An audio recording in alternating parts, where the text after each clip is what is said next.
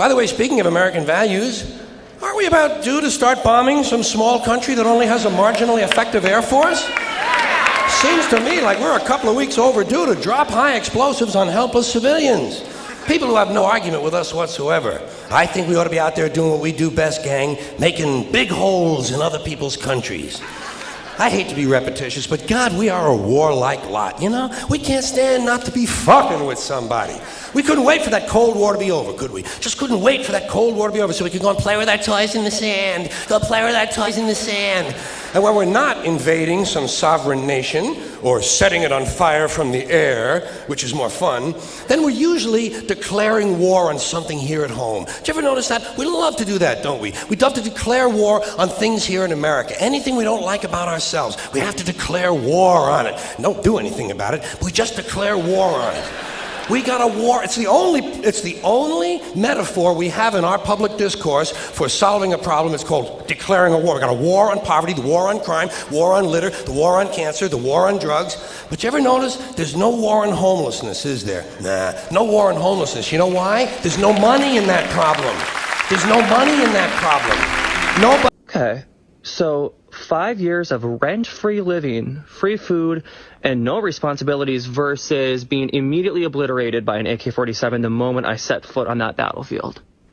And that's if they can catch me, because you think, this draft occurs, I'm headed for the hills, baby. I know a place. It has everything I could possibly need, except for electricity and cell service, which is going to be perfect because you won't be able to find me. Do I look like somebody who the authorities are going to be chasing after, hunting down because they need me? They need me to grab an assault weapon and go try to, like, save people's lives? Are you kidding me? Talk about a liability. Go find those people who are so, like, pro-Second Amendment and wear, like, freaking American flag thongs and all that shit. Like, go find them. They have a concealed carry anyway. They know what they're doing. They've done the classes. Go find them. You don't want me fighting for this country.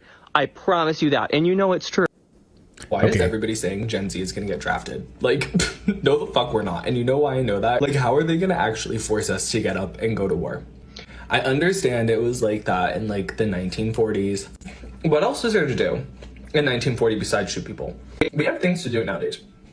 We have to work, be bisexual, eat hot chip, lie. And we're also, like, really mentally ill. I have, like, 6 of these. What makes you think I'm qualified to have a gun? Like, within 600 feet of anybody, including myself. And finally, like, guns are, like, so tacky. Can you imagine just, like, pulling up with a gun? Like, that is so fucking embarrassing.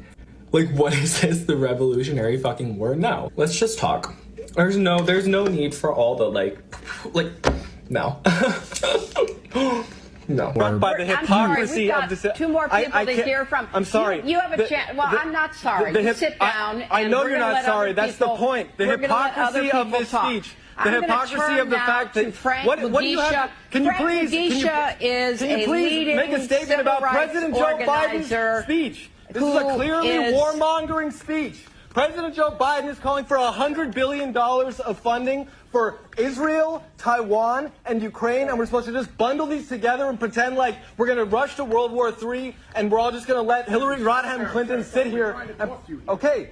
I'm sorry. You know, this is not the way to have a conversation. I'm sorry. If you want to have a conversation, you're welcome to come talk to me afterwards. You can sit here. Okay, right. You're gonna wait for me, right? Please, I do not believe you. And I will listen to you, and I will respond to you. I do not believe you. Respectfully, I do not believe you. And the fact of the matter is that the American people's voice are what need to be heard. Yeah, they are being heard. Because our president is not speaking for the American people, and neither are you. The United States Army just had a shortfall in recruiting.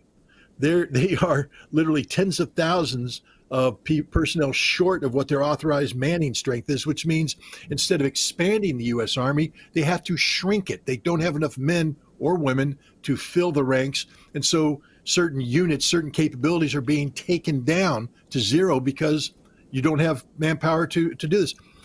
And now Congress is talking about beefing up with what? Are you going to go to a draft? Have you run that by the American people? In our world, there will be no emotions except fear, rage, triumph, and self-abasement. The sex instinct will be eradicated. We shall abolish the orgasm. There will be no loyalty except loyalty to the party. But always there will be the intoxication of power. Always, at every moment, there will be the thrill of victory, the sensation of trampling on an enemy who is helpless. If you want a picture of the future, imagine a boot stamping on a human face forever. The moral to be drawn from this dangerous nightmare situation is a simple one. Don't let it happen. It depends on you.